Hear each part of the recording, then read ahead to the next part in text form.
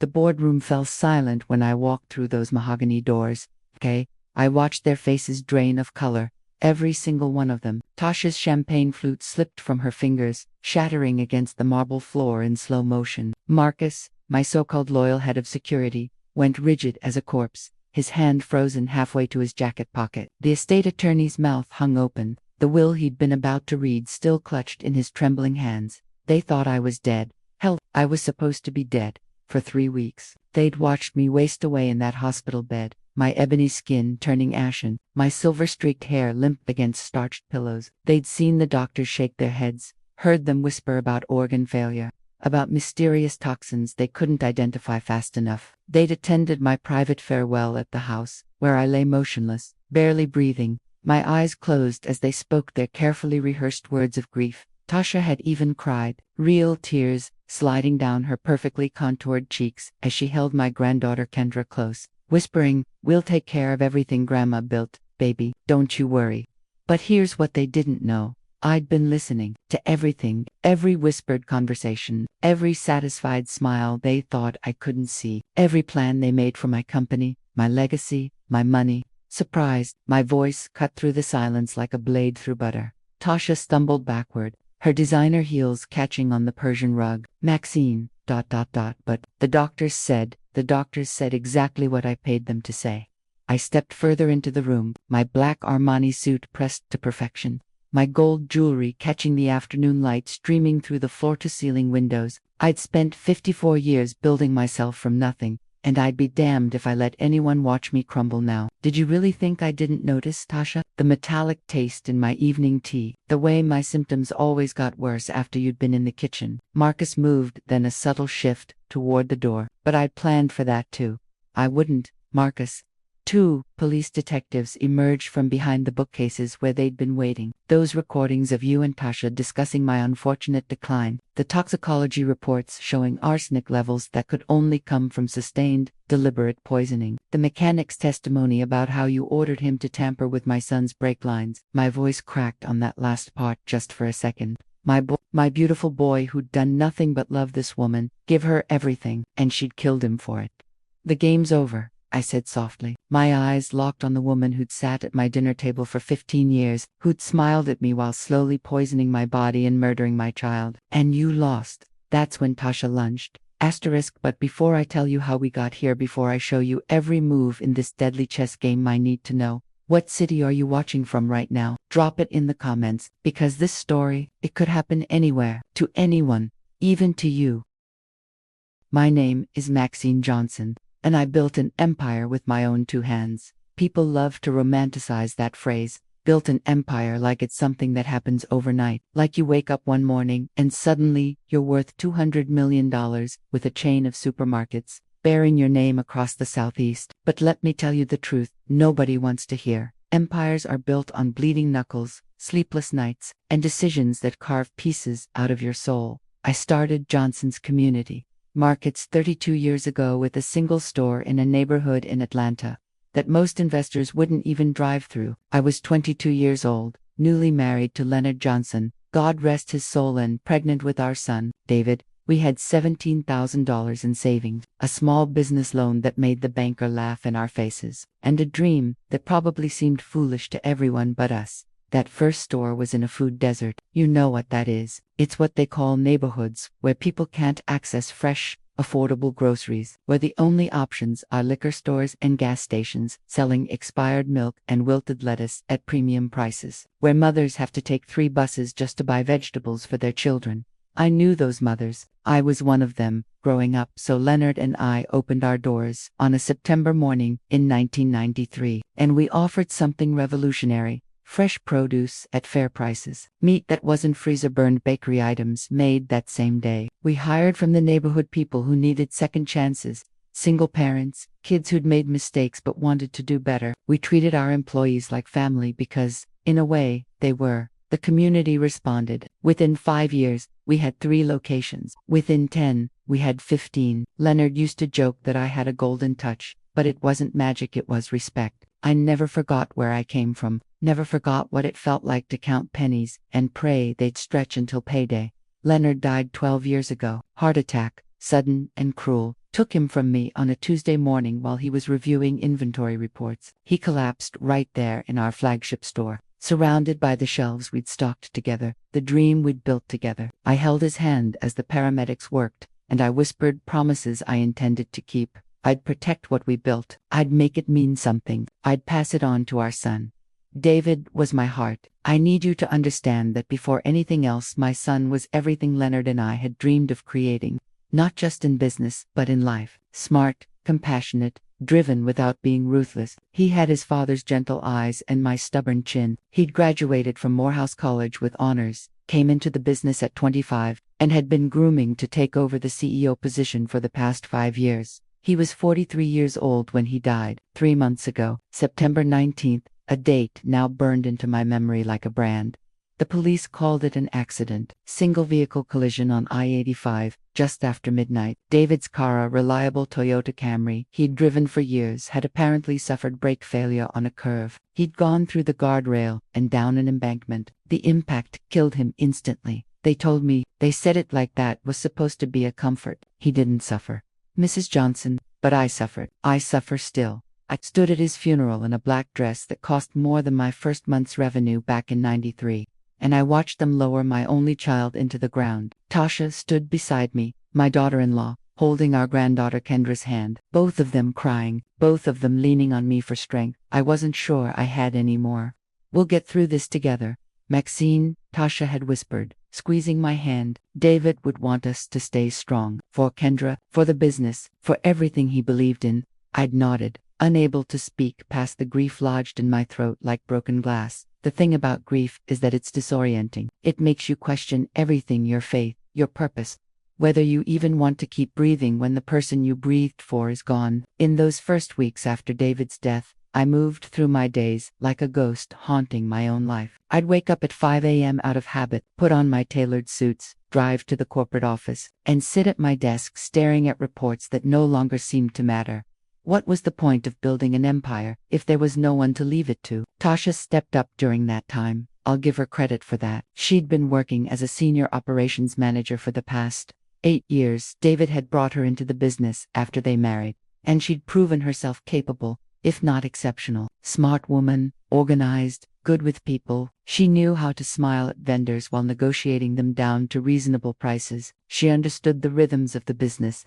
"Let me handle the quarterly reports," she'd say, appearing in my office doorway with that concerned expression I'd come to expect. "You need to rest, Maxine. You're not sleeping. I can see it in your eyes." She was right about the sleep. I wasn't sleeping. Every time I closed my eyes, I saw David as a little boy, his face pressed against the window of that first store, watching me count the register at closing time. I heard his laugh, felt his arms around me in a hug, remembered the pride in his voice when he told me about some initiative he wanted to implement to help struggling families access our stores. But something else was keeping me awake, to something I couldn't quite name, a nagging feeling, an itch in the back of my mind that I couldn't scratch. David had been a careful driver, obsessively careful. The man checked his tire pressure weekly, had his oil changed right on schedule, and once drove 20 miles under the speed limit through a thunderstorm because he refused to risk an accident. His car was regularly serviced at the same mechanic he'd used for 10 years. Brake failure on a car that had been inspected just 2 months before his death. I'd mentioned it to the police detective handling the case, Detective Morrissey, a wary-looking black man in his 50s who'd probably seen too much tragedy in his career. He'd listened politely, made notes, then gently suggested that sometimes mechanical failures happen unexpectedly, even in well-maintained vehicles. "Mrs. Johnson," he'd said, his voice kind but firm, "I know you're looking for answers. That's natural. But sometimes accidents are just accidents. There's no evidence of foul play, no reason to suspect anything other than a tragic mechanical failure." I'd accepted that. What choice did I have? The grief was too raw, too consuming, to leave room for suspicion. I needed to focus on keeping the business running, on being strong for Kendra, on somehow finding a reason to keep moving forward. Kendra, my 16-year-old granddaughter, with her natural curls and bright eyes and dreams of joining the family business someday. She was the reason I got up in the mornings now, the reason I put on my suits and my gold jewelry and my mask of strength. She'd moved in with me after David died. Tasha had suggested it. It'll be good for both of you, Maxine. You shouldn't be alone in that big house. And Kendra needs stability right now. I can stay at the condo closer to the office. Focus on keeping operations smooth while you two heal together.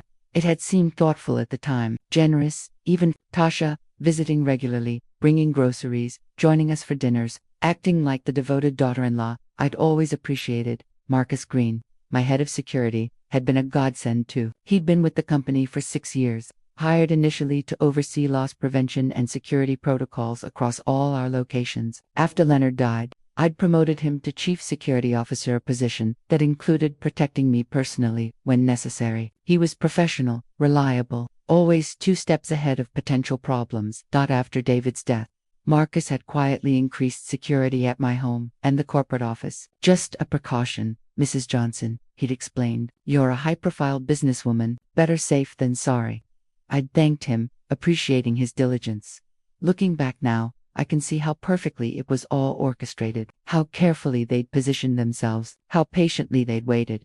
But I'm getting ahead of myself. This story doesn't start with me realizing the truth. It starts 3 months after my son's funeral, on a Tuesday morning that seemed like any other Tuesday. I was sitting in my office, reviewing expansion proposals for 2 new store locations, when the first symptom appeared, a wave of dizziness, sudden and disorienting, like the floor had tilted beneath my feet. I gripped the edge of my desk, waiting for it to pass. Probably just stood up too fast, I told myself, or maybe I hadn't eaten enough breakfast.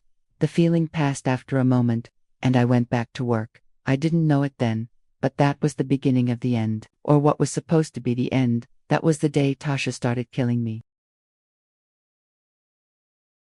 The thing about poison is that it's insidious. It doesn't announce itself with sirens and flashing lights. It creeps into your system like fog rolling in from the coast, so gradual. You don't notice until you're completely surrounded, disoriented, lost. That first dizzy spell was just the beginning. Over the next 2 weeks, I started feeling off in ways I couldn't quite articulate. Fatigue that sleep didn't cure. A persistent heaviness in my limbs, like I was moving through water. Occasional stomach cramps that came and went without pattern. Nothing dramatic enough to alarm me, but enough to be annoying. You're working too hard, Grandma, Kendra said one evening as we sat at the dinner table in my home, a 6-bedroom colonial in Buckhead that Leonard and I had bought 20 years ago. When the business really took off, she was picking at her grilled chicken, her physics textbook open beside her plate despite my house rule about no homework at dinner. You need to rest more. Dad would want you to take care of yourself.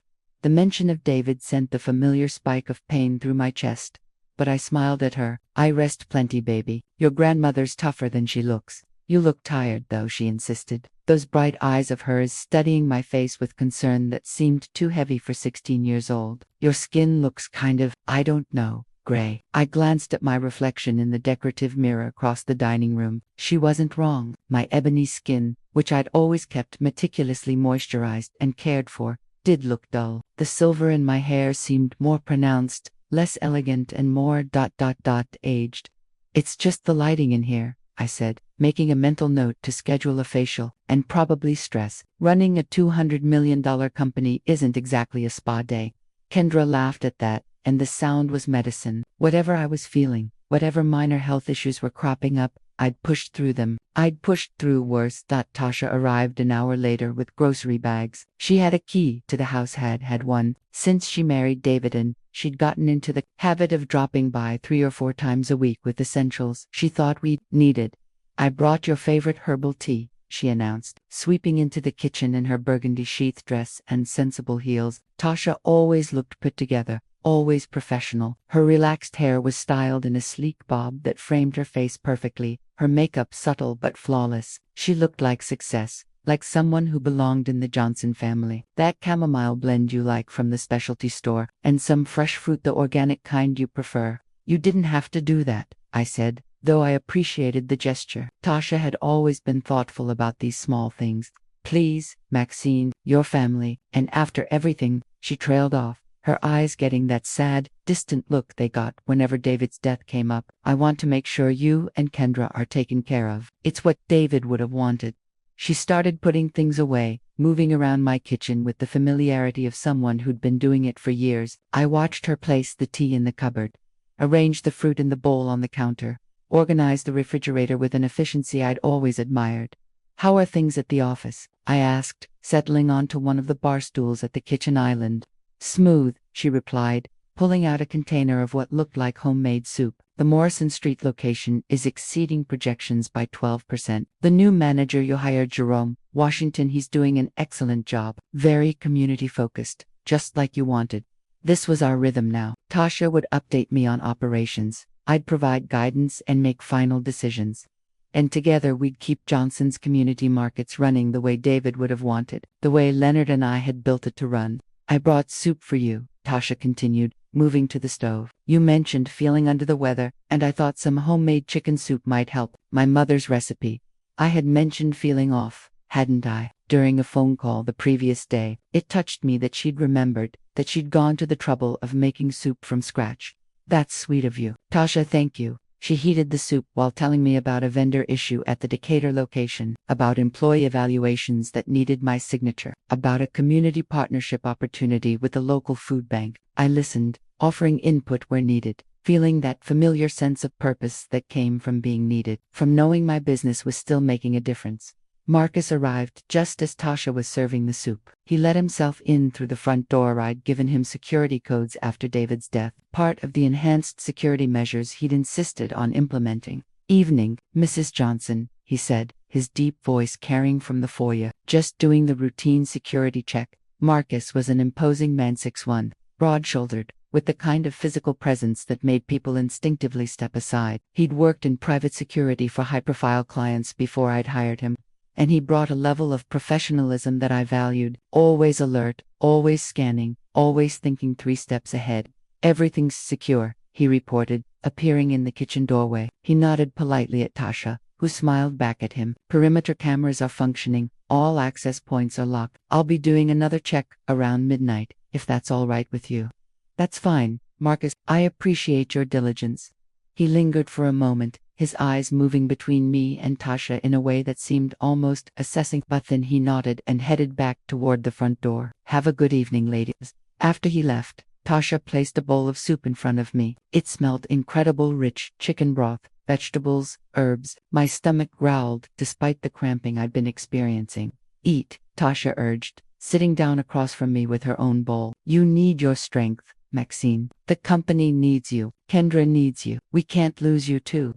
The emotion in her voice seemed genuine. Her eyes glistened with what looked like unshed tears. In that moment, I felt a surge of gratitude for this woman who'd married my son, who was stepping up to help shoulder the burden of keeping our family and business intact. I ate the soup, every drop. It was delicious. That night, I woke up at 3 a.m. with violent cramps in my stomach. I barely made it to the bathroom before I was sick, my body purging what felt like everything I'd eaten in the past 24 hours. The cramping was intense, sharp pains that doubled me over the toilet when it finally passed. I was weak, shaking, soaked in sweat. I brushed my teeth, washed my face, and stared at myself in the mirror. My skin looked gray, almost ashen. My eyes were bloodshot. I looked like I'd aged 10 years overnight. Food poisoning, I thought, must have been something I ate. But a small voice in the back of my mind whispered, "You've never had food poisoning before." "Not in 54 years. I dismissed it. Sometimes BAFTAs just react badly to food. It happened. I didn't mention it to anyone. I took some antacids, drank water, and went back to bed. By morning, I felt marginally better, still weak, still tired, but functional enough to get dressed and head to the office. Over the next 3 weeks, the symptoms intensified. The fatigue became overwhelming. I'd be sitting in meetings and suddenly feel like I could barely keep my eyes open. My concentration was slipping. Numbers I could normally calculate in my head took twice as long. Simple decisions felt exhausting. The stomach issues continued too, though not as dramatically as that first night. Just persistent discomfort, occasional nausea, a general feeling that my digestive system was betraying me. "You need to see a doctor, Maxine," Tasha said during one of her visits. We were in my home office, reviewing quarterly reports, and I'd had to ask her to repeat something 3 times because I couldn't seem to focus. "This isn't normal. You're not yourself." She was right. I wasn't myself, and it was starting to scare me. I made an appointment with Dr. Patricia Okonkwo, my primary care physician for the past 15 years. She was a Nigerian woman in her 60s, brilliant and thorough. someone I trusted completely. The examination was extensive: blood work, physical assessment, questions about symptoms, family history, stress levels. Dr. Okonkwo was methodical, taking notes, ordering additional tests. "I'm concerned about your liver enzymes," she said during the follow-up appointment a week later. "They're elevated, not dramatically, but enough to warrant investigation. Combined with the fatigue, the digestive issues, the cognitive difficulties you've mentioned, I want to run more tests. It could be an autoimmune condition, perhaps lupus or primary biliary. We need to rule out hepatitis as well." The words washed over me like cold water. Liver problems, autoimmune disease, hepatitis. Could it be that? I asked. "I've been under tremendous stress since my son's death." Dr. Okonkwo's expression was kind but professional. "Stress can certainly exacerbate health issues, but it doesn't typically cause this particular constellation of symptoms. We need to investigate thoroughly. Maxine, I'm also going to refer you to a gastroenterologist and possibly a rheumatologist." I left her office with a stack of lab orders and referral paperwork, feeling like the ground had shifted beneath my feet. For the first time in my adult life, my body was failing me. The machine I'd relied on for 54 years to keep pushing, keep building, keep fighting, was starting to break down. Keep pushing, keep building, keep fighting was starting to break down. Tasha was waiting in the parking lot when I emerged. I'd mentioned the appointment, and she'd insisted on driving me. "What did the doctor say?" she asked as I slid into the passenger seat of her silver Mercedes. I told her all of it: the elevated enzymes, the possible diagnoses, the need for more testing. Tasha's face creased with worry. She reached over and squeezed my hand. "We'll figure this out, Maxine. You're going to be fine. You're the strongest woman I know. Whatever this is, you'll beat it." Her words should have been comforting, but something about the way she said them, or maybe it was the way her thumb rubbed circles on the back of my hand, made me feel cold, despite the Atlanta heat. "I'm sure you're right," I said, pulling my hand back to fasten my seatbelt. "Probably just stress and age catching up with me." As Tasha drove us back to my house, she talked about the business, about Kendra's upcoming college visits, about ordinary things that should have felt normal. But I found myself studying her profile, the way she gripped the steering wheel, the slight smile playing at the corners of her mouth. I told myself I was being paranoid, that grief and illness were making me see shadows where there was only light. But that small voice in the back of my mind was getting louder, and it was asking questions I wasn't sure I wanted answered. That evening, Tasha made tea, that special chamomile blend she'd brought. She insisted I drink it while we watched a movie with Kendra, some romantic comedy my granddaughter had chosen. I drank the tea. It tasted slightly bitter, but herbal teas often did. I finished the entire cup because Tasha kept refilling it, kept saying, "It'll help you relax, help you sleep." That night, the cramps came back, worse than before, and as I hung over the toilet at 2 a.m., my body convulsing with pain, that voice in my head finally said what I'd been refusing to acknowledge: something is very, very wrong.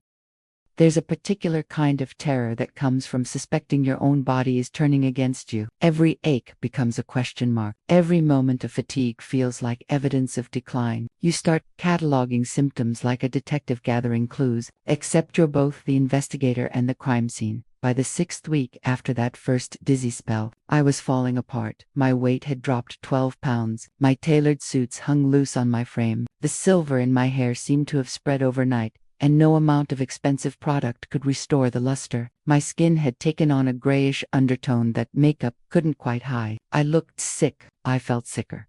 The specialists Dr. Okonkwo had referred me to were running test after test: liver biopsy, endoscopy, advanced blood panels, MRIs. Each appointment brought more questions than answers. The gastroenterologist was puzzled by the inflammation patterns. The rheumatologist couldn't find markers for the autoimmune diseases they suspected. Everyone agreed something was wrong, but nobody could tell me what. "It's like your body is under attack," one doctor said, "but we can't identify the attacking force." Under attack. The phrase lodged in my brain and wouldn't leave. I was spending less time at the office. I simply didn't have the energy. Tasha had taken on more responsibilities, essentially running day-to-day operations while I made major decisions from home. She'd set up a small office space in my house, said it would be easier to coordinate with me if she was nearby. "You need to focus on getting better," she'd insisted. Let me handle the operational stuff. That's what family does, Maxine. We take care of each other.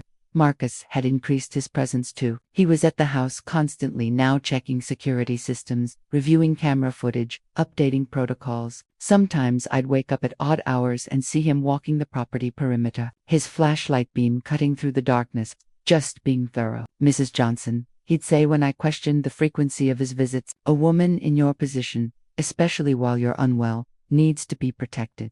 I should have been grateful. Instead, I felt watched. Kendra was my anchor during this time. She'd taken on responsibilities no 16-year-old should have to carry, making sure I ate, reminding me about medications, helping me to the bathroom when the weakness was particularly bad. She'd postponed her college campus visits, insisted on staying close to home. "Grandma, you're more important than some stupid college tours," she'd said when I tried to make her go. "Those schools will still be there when you're better. I'm not leaving you." One afternoon, I was resting on the couch in the living room while Kendra did homework at the coffee table. Tasha had brought lunch, a beautifully prepared salad with grilled salmon, my favorite. She was in the kitchen cleaning up, humming softly to herself. I picked at the food, my appetite nearly non-existent these days. Everything tasted metallic, vaguely bitter, like my taste buds had been coated in pennies. "You need to eat more than that, Grandma," Kendra said, looking up from her calculus problems. "You're getting too thin." "I know, baby, I'm trying." I managed a few more bites before giving up. Tasha emerged from the kitchen, saw my barely touched plate, and frowned with concern. "Maxine, you have to keep your strength up. How are you supposed to fight whatever this is if you're not eating?" "Nothing tastes right anymore," I admitted. "Everything has this weird metallic flavor." Something flickered across Tasha's face, too quick for me to identify. "That's probably a side effect of one of your medications," she said smoothly. "Or maybe the illness itself affecting your taste buds. I'll make sure to bring blander foods, maybe some broth-based soups." After she left, I noticed Kendra watching me with an expression I couldn't quite read. "What is it, baby?" She hesitated, chewing her bottom lip the way she did when she was working through something difficult. "Grandma, when did you start feeling sick?" "About 6 weeks ago." "And when did Mom start bringing food over all the time?" The question caught me off guard. I thought back, trying to remember the timeline through the fog that had settled over my memory. "Around the same time, I think." She was being helpful because I wasn't feeling well. Kendra nodded slowly, her eyes troubled. She went back to her homework, but I could tell her mind wasn't on calculus anymore. That night, I couldn't sleep. The cramps were back, along with a new symptom, tremors in my hands that made it difficult to hold things. I sat in my bedroom, lights off, staring at the shadows on the ceiling, and thinking about timelines. David had died 3 months ago. September 9th, brake failure on a car that had been recently serviced. I'd started feeling ill about 6 weeks ago. Around the same time, Tasha had started bringing food regularly. Around the same time, Marcus had intensified the security presence. Around the same time, I'd started getting sicker and sicker despite the best medical care money could buy. I thought about the soup that had made me violently ill, the tea that always seemed to precede my worst nights, the metallic taste that appeared whenever Tasha prepared food. No, I told myself, "You're being paranoid. Grief and illness are making you suspicious of people who love you." But was I being paranoid? Or was I finally paying attention? I got out of bed moving slowly because standing up too fast made me dizzy and went to my home office. I fired up my computer and started searching. Symptoms that mimic chronic illness, poisons that cause organ damage, heavy metal poisoning. What I found made my blood run cold. Arsenic poisoning. Symptoms include fatigue, stomach pain, nausea, vomiting, confusion, numbness or tingling in extremities. Long-term exposure causes skin changes, liver damage, kidney problems, cardiovascular issues, can mimic autoimmune diseases or chronic illnesses, often undetected until significant damage has occurred.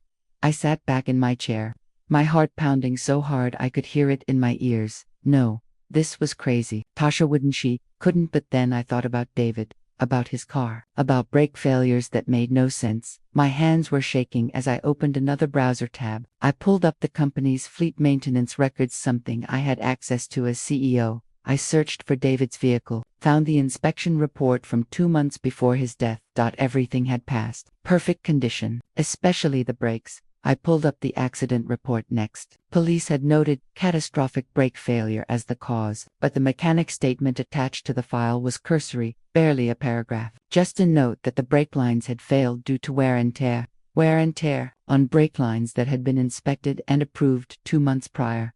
I was sweating now, despite the air conditioning. My mind was racing through possibilities, connections, implications I didn't want to face. I needed proof. Real proof, not just suspicions born from illness and grief. I pulled up the security footage archives from our corporate system. Marcus controlled physical security, but the digital records were backed up to a cloud server that I had administrative access to. I searched for footage from the company garage, where our fleet vehicles were maintained. The video from the week before David's accident showed normal activity, mechanics working, vehicles being serviced, nothing unusual, but then, I saw it, a timestamp from 2 a.m., 3 days before David died. The garage should have been empty. Instead, there was movement. I enhanced the footage as much as the system would allow. Marcus, walking through the garage, stopping at David's car, looking around, then opening the hood. The footage was grainy, taken from a distance, but it was him, no question. He was there for 17 minutes. When he left, he was carrying a small bag that hadn't been visible when he entered. I sat frozen, staring at the screen. My head of security, the man I'd trusted to protect me, tampering with my son's vehicle days before the accident that killed him. Why? What possible reason could Marcus have? The answer came like a lightning strike. Tasha. I pulled up more footage, started searching systematically through recordings from the past 6 months, and there they were. Marcus and Tasha meeting in the corporate parking garage after hours, standing close, too close. In one clip from 4 months ago, before David died, they were in Marcus's car. I couldn't see details, but the implications were clear. They were having an affair that predated my son's death. My vision swam. I thought I might vomit, but there was nothing in my stomach to bring up. I gripped the edge of my desk, forcing myself to breathe, to think, to not let the rage and grief consume me completely. Tasha had been cheating on David, with Marcus, and then David had died in a convenient accident, and then I'd started getting mysteriously ill, and Tasha was positioning herself to take over the company, and Marcus was always around, always watching, always the pieces clicked into place with horrible clarity. They'd killed David, and now they were killing me. I needed help. I needed to call someone, the police, Dr. Okonkwo, my lawyer. But who could I trust? If I was right, if Tasha and Marcus were really doing this, they'd been planning for months. They'd covered their tracks. They had access to my home, my food, my security systems. If I tipped them off before I had ironclad proof, they could destroy evidence, or worse, accelerate whatever they were doing to me. I needed more than suspicions and grainy footage. I needed medical proof. The next morning, I called Dr. Okonkwo from my cell phone, locked in my bathroom with the shower running for cover noise.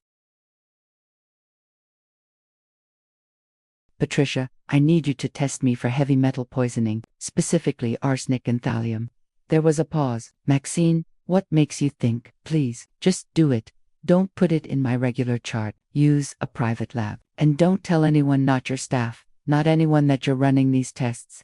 Another pause, longer this time. Dr. Okonkwo was smart enough to hear what I wasn't saying directly. All right, come in this afternoon, 3 o'clock. Use the side entrance.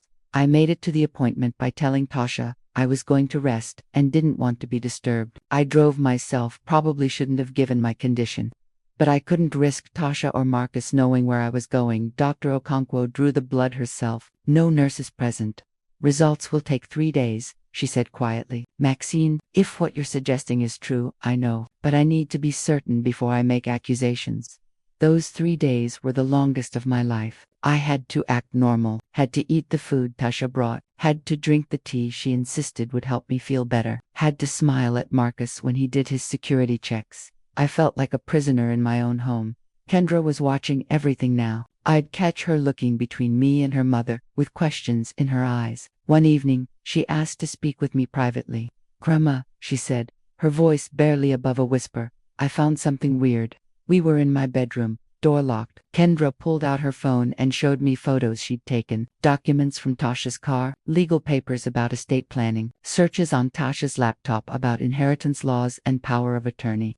Mom left her car unlocked yesterday, Kendra explained. I know I shouldn't have looked, but something felt wrong. And Grandma, there's more. Last week, I saw Mr. Marcus leaving our house super early in the morning, like 5 a.m., and Mom was here. I heard them talking in the kitchen, but when I came downstairs, Mom said he'd just arrived to check security. My granddaughter, my brilliant, observant granddaughter, had been noticing the same things I had.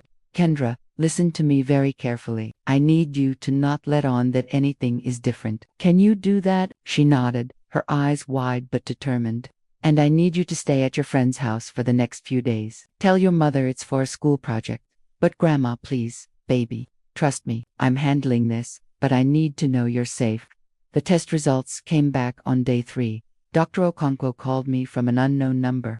Maxine, your arsenic levels are 10 times higher than normal. This is consistent with chronic poisoning over several weeks. You need to come to the hospital immediately, and you need to call the police. I closed my eyes. Part of me had hoped I was wrong, that my suspicions were just paranoid delusions of a sick, grieving woman, but I was right. And that meant my son's widow, the mother of my granddaughter, was a murderer. I'll handle it, I told Dr. Okonkwo, but I need your help with something first. What I was about to do was risky, possibly insane, but if I was going to take down Tasha and Marcus, I needed to do it right. I needed them to think they'd won. I needed to let them think they'd killed me. They say revenge is a dish best served cold, but what they don't tell you is that sometimes, to serve it properly, you have to die first. Not actually die, of course, but come close enough that everyone believes it. Dr. Okonkwo thought I was insane when I laid out my plan. We were in her private office, door locked, speaking in hushed tones like conspirators, which, I suppose, we were. You want me to falsify medical records? She said, her Nigerian accent becoming more pronounced the way it did when she was agitated. Maxine, I could lose my license. I could go to jail. You wouldn't be falsifying anything, I countered. You'd be documenting exactly what's happening. I am being poisoned. My organs are failing. We're just controlling the narrative, managing the timeline, by making everyone think you're dying when you're actually recovering. Exactly. She stared at me like I'd sprouted a second head. This is the most ridiculous thing I've heard in 30 years of practicing medicine. Patricia, they murdered my son. They've been poisoning me for weeks. If I just go to the police right now with what I have, some security footage and blood tests, a good lawyer will shred it. Circumstantial evidence, they'll say. Maybe the security guard had legitimate reasons to be in the garage. Maybe Mrs. Johnson was exposed to arsenic environmentally. They'll walk. And then what? They'll know I'm on to them. They'll disappear. Or worse, they'll try again, and be more careful. Dr. Okonkwo was quiet for a long moment. Finally, she sighed. What exactly are you proposing? I told her. All of it. The plan that had been forming in my mind for the past 72 hours, refined by sleepless nights, and the kind of clarity that comes from knowing exactly who wants you dead. You'll admit me to the hospital. My condition will deteriorate rapidly, at least on paper. You'll tell my family that my organs are shutting down, that the poisoning has progressed too far. You'll give me chelation therapy to actually remove the arsenic from my system. But you'll tell them the treatment isn't working. I'll play the part, get weaker, more confused. Eventually, you'll send me home with hospice care. And then ... and then you'll pretend to die. Yes, Maxine, even if I agreed to this insanity, you'd need more people involved. Nurses, other doctors. How do you propose keeping this secret? You have a private nursing staff you trust. Yes, people who've worked with you for years. Pay them well. Very well. As for other doctors, we minimize consultations. You're my primary physician. You're overseeing my care. These things happen in medicine. Sometimes one doctor takes point, especially with complex cases. She rubbed her temples. If this goes wrong, it won't. And Patricia, when this is over, when Tasha and Marcus are in prison, I will make it worth your while. A new wing on your clinic, full funding for that community health initiative you've been trying to launch. Whatever you need. Money talks. It always has. But what really convinced Dr. Okonkwo wasn't the promise of funding it, was the look in my eyes. She'd known me for 15 years. She'd seen me build an empire, lose my husband, bury my son. She knew I wasn't someone who made accusations lightly, or played games with serious matters. If I do this, she said slowly, we do it my way, medically sound. Every treatment you receive will be real and necessary. I won't compromise patient care, even for this. I wouldn't ask you to. She extended her hand. We shook on it. And just like that, I had my first co-conspirator. The second was Detective Morris, the same detective who'd investigated David's accident. I'd dismissed his conclusions then, but now I needed him to reopen the case. I met him at a diner in East Atlanta, far from anywhere Tasha or Marcus might see us. I brought everything: the security footage, the medical records, the photos Kendra had taken, my suspicions about David's brake failure. Detective Maurice was a patient man. He listened without interrupting, making notes, his weathered face growing grimmer with each piece of evidence I presented. "Mrs. Johnson," he said when I finished, "this is substantial. But you understand my position. A lot of this is circumstantial. The security footage of Marcus in the garage, he could argue he had legitimate reasons to be there. The affair between him and your daughter-in-law, even if proven, doesn't directly tie them to poisoning you or tampering with your son's vehicle. I know. That's why I need you to play along with what I'm about to do." I explained the plan. His eyebrows climbed higher and higher on his forehead. "You want to fake your own death?" "Essentially, yes, ma'am. With all due respect, that's the only way to catch them. Think about it, detective. If I'm dead or they believe I'm dead, what happens next? They inherit, they take over the company. They think they've won, and people who think they've won get careless. They celebrate, they talk, they make mistakes, or they cover their tracks and disappear with your money. Not if you're watching them. Not if you have warrants ready to execute the moment they slip up. Not if you're recording every conversation, monitoring every move." Detective Morris drummed his fingers on the table. "I'd need approval from my captain. We'd need to set up wiretaps would require warrants, and judges don't like signing off on surveillance based on elaborate sting operations." "Then don't tell the judge it's a sting. Tell them you're investigating the poisoning of a prominent businesswoman and the suspicious death of her son. Tell them you need surveillance on the primary suspects. All of that is true." He studied me for a long moment. "You're either brilliant or crazy, Mrs. Johnson. Why can't I be both?" A smile ghosted across his face. "All right, I'll talk to my captain. But Mrs. Johnson, if we do this, you have to trust the process. You have to let us handle the investigation. No heroics, no confrontations. You play dead and stay dead until we have enough to arrest them." "Agreed." We shook hands. I had my second co-conspirator. The hospital admission happened 3 days later. Tasha drove me to the emergency room, my body racked with what appeared to be seizures, actually just really good acting combined with some mild sedatives Dr. Okonkwo had prescribed to make the performance more convincing. "Oh God, Maxine, stay with me," Tasha cried as she helped me into the ER. Her concern seemed so genuine. If I hadn't known better, I would have believed she actually cared. They admitted me immediately. Dr. Okonkwo took over my care personally. The chelation therapy began actual medical treatment to remove the arsenic from my system. But to everyone else, especially Tasha, it looked like I was getting worse. Tasha was at the hospital constantly those first few days, playing the devoted daughter and holding my hand, crying over my bedside, calling Kendra with updates delivered in a trembling voice. "Your grandmother is very sick, baby. You should prepare yourself. The doctors aren't sure she's going to make it." What Tasha didn't know was that Dr. Okonkwo had a recording device hidden in my room, catching every word, every expression, every moment when she thought no one was watching. And in those unwatched moments, Tasha's mask slipped. I'd pretend to be unconscious while she sat beside my bed. Sometimes she'd pull out her phone and text. Once, I heard her whisper into it, "She's almost gone. Maybe another week." The response must have been from Marcus, because she actually smiled and typed back, "Then we'll finally have everything." My stomach churned with rage, but I kept my breathing steady, my eyes closed, my body limp.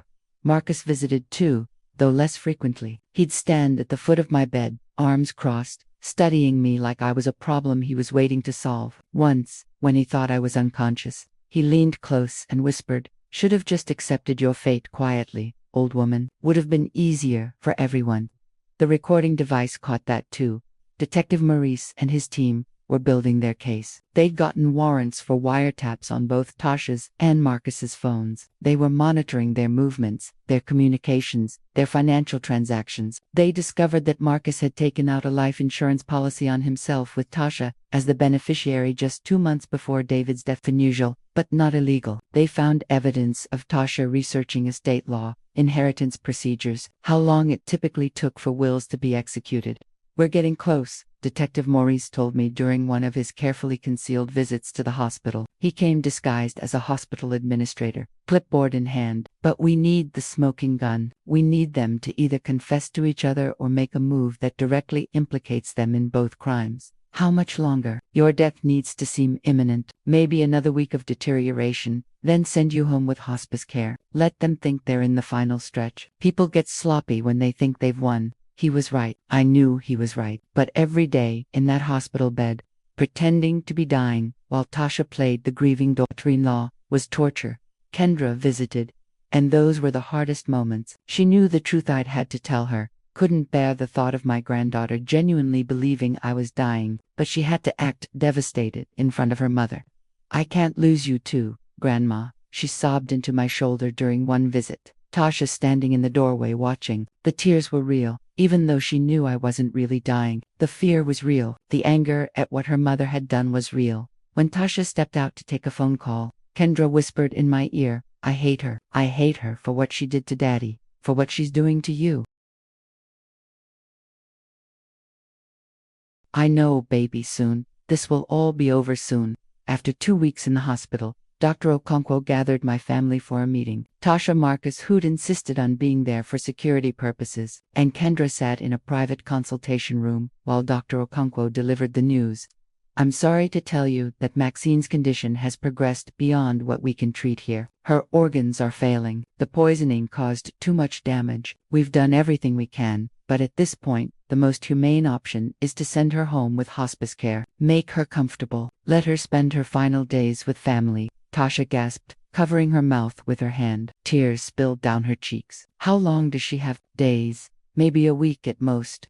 Kendra's sobs were heart-wrenching. I watched through a cracked door as my granddaughter cried genuine tears while her mother cried false ones. Marcus put a hand on Tasha's shoulder, a gesture that could be read as comforting. But I saw the way his fingers squeezed, the way she leaned into him just slightly. A connection, a confirmation. We'll take care of her, Tasha said, her voice thick with manufactured emotion. We'll make sure she's comfortable. It's the least we can do after everything she's done for us. They brought me home the next day. Hospice nurses came and went, actually Dr. Okonkwo's most trusted staff members, armed with recording devices and instructions to document everything. My bedroom became a surveillance center disguised as a sick room. Tasha moved into the guest room. I want to be close, she explained, in case you need anything in the night. Marcus increased his presence even more. He was there every day, sometimes staying until late evening, always watching, always waiting. They were circling like vultures, waiting for me to die, and I was going to give them exactly what they wanted. Death has a smell. I'd learned that when Leonard passed, and again when I buried David. It's not just the flowers or the funeral home chemicals, it's something deeper, something primal, the scent of finality. I needed to embody that scent, that finality. I needed to become death itself. For 3 weeks, I played the role of a dying woman in my own home. Dr. Okonkwo's nurses, my co-conspirators, came daily, administering what looked like palliative care but was actually the final stages of chelation therapy, clearing my system of arsenic while making it appear I was fading fast. I lost more weight, stopped eating solid foods, spoke in whispers when I spoke at all. My skin took on that particular grayish pallor that signals the end approaching. Some of it was genuine. The poisoning had taken a real toll, but I enhanced it with makeup tricks the nurses taught me, with careful positioning of lighting, with the art of looking like you're barely holding on to life. Tasha was attentive, almost smothering in her care. She'd sit by my bedside for hours, holding my hand, reading to me, adjusting my pillows, playing the role of devoted daughter-in-law, so convincingly that if I hadn't known the truth, I would have been touched. I'll take care of everything. Maxine, she'd whisper when she thought I was too far gone to really hear. The business, Kendra, your legacy. I promise you, everything you built will continue. I'll make sure of it. The irony was almost funny. She would indeed make sure of it by stealing it all. Marcus was less subtle in his anticipation. I'd catch him looking around my bedroom with an appraising eye, as if cataloging assets. Once, when he thought I was unconscious, I heard him tell Tasha, make sure you know where she keeps all the important documents, bank accounts, property deeds, passwords. We need to move fast once she's gone. Every word was caught on the hidden recording devices Detective Morris's team had planted throughout the house, but they needed more. They needed the smoking gun. They They needed Tasha and Marcus to either confess directly or make a move that proved beyond doubt what they'd done. That's when Kendra became crucial to the plan. My granddaughter was smarter and braver than I'd given her credit for. When I'd told her what I needed her to do, she'd gone pale, but nodded with determination. For Dad, she'd said simply. The setup happened on a Thursday evening. 3 weeks into my hospice care, Tasha was downstairs making dinner. She'd taken over all meal preparation for the household, which would have been touching if she wasn't a murderer. Marcus was due to arrive within the hour for his evening security check. Kendra came into my room, making sure to leave the door slightly ajar. She sat beside my bed, holding my hand, and in a voice carefully calibrated to carry but sound private, she said, "Grandma, I need to tell you something about Dad's car." I made a weak noise, as if struggling to focus. "I found something in Mom's files, receipts from a mechanic, not our regular one, from 2 weeks before Dad died, for work on his car, brake work specifically." She paused, her voice breaking convincingly. "Grandma, I think Mom had something to do with Dad's accident." Downstairs, I heard dishes clatter. Tasha had heard. Kendra continued, building the lie we'd carefully constructed. "And I found texts between Mom and Mr. Marcus from before Dad died. Grandma, they were together. They were planning something. I have screenshots on my phone. I was going to go to the police, but I wanted to tell you first. I wanted to know what to do." More noise from downstairs. Footsteps on the stairs. Fast. Tasha appeared in the doorway, her face carefully composed but her eyes sharp. "Kendra, baby, what are you talking about?" Kendra turned, playing startled. "Mom, I found some things in your car, documents, and you went through my things." Tasha's voice was still controlled, but there was an edge to it now. "I was looking for insurance papers for Grandma, and I found what? Exactly?" Tasha stepped into the room. The mask was slipping. I could see it cracking around the edges. "Receipts, text messages. Mom, why were you having someone work on Dad's car secretly? Why were you texting Mr. Marcus about Kendra? You're upset. Your grandmother is dying and you're confused. Whatever you think you found, you're misinterpreting it." "I'm not confused." Kendra stood up, her voice rising with genuine anger now. "I know what I saw. You and Marcus were planning something, and then Dad died, and now Grandma is dying too." And the sound of the front door opening cut her off. Marcus's voice called from downstairs. "Everything okay?" I heard shouting. Tasha's face went through several expressions in rapid succession: panic, calculation, decision. When she spoke again, her voice was cold, nothing like the warm, caring tone she'd used for weeks. "Marcus, come up here please. We have a situation." Heavy footsteps on the stairs. Marcus appeared, his bulk filling the doorway. He looked between Tasha and Kendra, reading the room with practiced ease. "What's going on?" "Kendra's been snooping. She found some things. Documents, messages." Tasha's voice was flat now. "Matt, the loving mother act had completely evaporated. She thinks she knows something."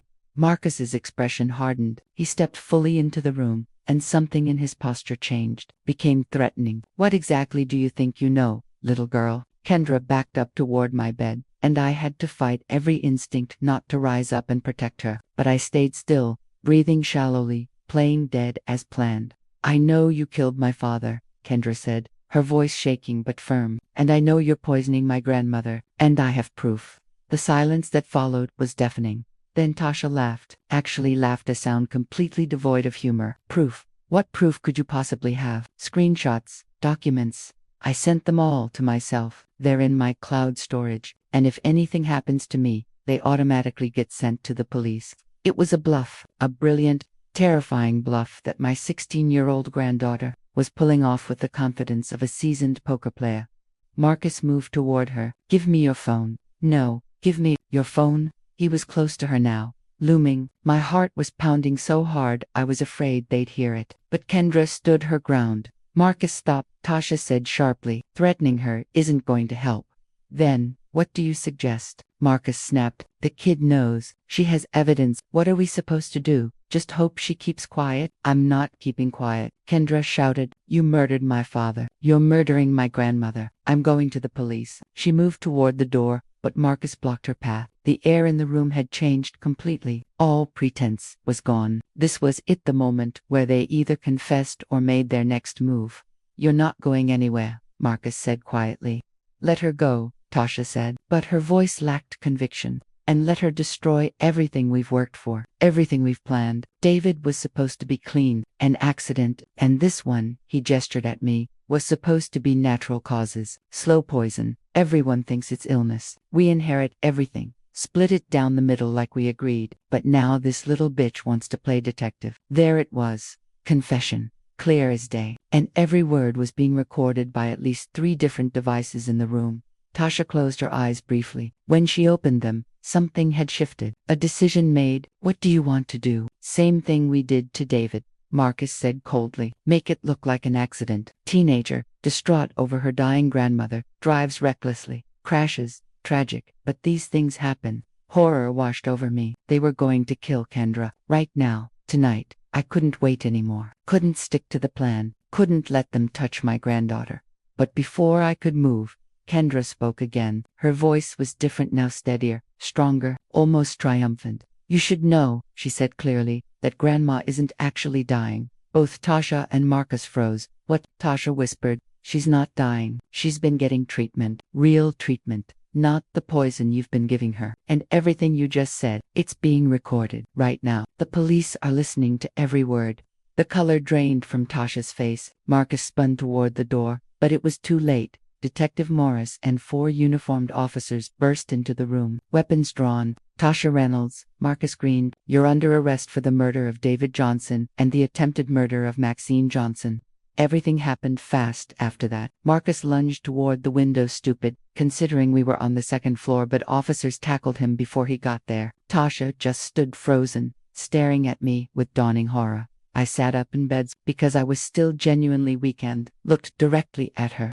Did you really think, I said softly, that I didn't notice the poison, that I wouldn't figure out what you'd done to my son, that I'd just lie down and die so you could steal everything I built? Tasha's mouth opened and closed soundlessly. Tears were streaming down her face now, but these weren't the fake tears she'd been crying for weeks. These were tears of panic, of rage, of a plan gone catastrophically wrong.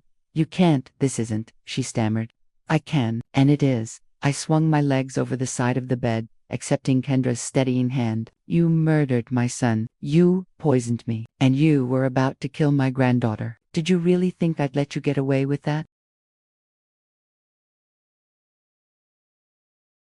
You bitch, Tasha hissed, her mask finally, completely shattered. You self-righteous bitch. You think you're so much better than everyone else. You built your little empire, and you act like you're some kind of queen. Well, guess what? You're just an old woman who got lucky. David didn't even want to work for you. He told me that he hated living in your shadow, and now he's dead and you should be too. The officers were reading them their rights, cuffing them, but Tasha kept screaming. That business should be mine. I worked for it. I put in the time. But no, everything always had to go through you, had to have your approval, your blessing. Well, I'm done asking for permission. I'm done. They dragged her from the room, still screaming. Marcus went quietly, his face stone, already calculating legal strategies, no doubt. When they were gone, Detective Morris turned to me. Mrs. Johnson, that was incredibly reckless. If they'd decided to hurt Kendra before confessing, but they didn't. I was shaking now, adrenaline finally catching up with me. And now you have everything you need. Full confession, admission of both murders, intent to harm Kendra. That's enough, isn't it? More than enough. We also found the poison in the false bottom of Tasha's purse, arsenic trioxide, industrial grade, and the mechanic Marcus paid to tamper with your son's vehicle is ready to testify in exchange for immunity. They're done. I nodded, suddenly exhausted. Kendra wrapped her arms around me, and I held her tight. You were so brave, I whispered. So brave, baby. Your father would be so proud. We got them, Grandma. For Dad, we got them. We stood there holding each other while crime scene technicians swarmed the house, collecting evidence, photographing everything, documenting the end of Tasha and Marcus's plan. It was over. But somehow, it didn't feel like victory. It felt like ashes. The aftermath of an arrest is never clean. Television makes it look simple. Cuffs click, rights are read, bad guys go away, credits roll. But real life is messier. Real life is police interviews that last 8 hours. Real life is lawyers circling like sharks. Real life is discovering that the rot goes deeper than you imagined. The interrogation rooms at the Atlanta Police Department are exactly as depressing as you'd expect. Beige walls, flickering fluorescent lights, metal tables bolted to the floor, and the faint smell of industrial cleaner, trying to mask years of human desperation. I sat in one of those rooms the morning after the arrests, giving my official statement to Detective Maurice and a district attorney named Jennifer Walsh. Walsh was a black woman in her early 40s, sharped and sharper dressed, with the kind of energy that suggested she drank her coffee intravenously. She'd been briefed on the basics, but wanted to hear everything directly from me. I told her, all of it, from that first dizzy spell 6 weeks ago to the moment Detective Maurice burst into my bedroom. I told her about David's death, my suspicions, the security footage, the arsenic in my blood, the elaborate plan to catch Tasha and Marcus red-handed. Mrs. Johnson, Walsh said when I finished, I'll be honest with you, what you did faking your decline, setting up this sting operation, it's legally questionable. A defense attorney could argue entrapment. They could claim you manipulated them into making incriminating statements. They murdered my son, I said flatly, and they tried to murder me. Those aren't things I manipulated them into doing. Those are things they did. I just created circumstances where they'd admit it. I understand your anger, and believe me, I want to nail these people to the wall, but I need you to understand that this case isn't going to be as straightforward as you might hope. Detective Morris leaned forward. What the DA is trying to say is that Tasha and Marcus have both lawyered up. Good lawyers, expensive lawyers, and those lawyers are going to attack every piece of evidence we have.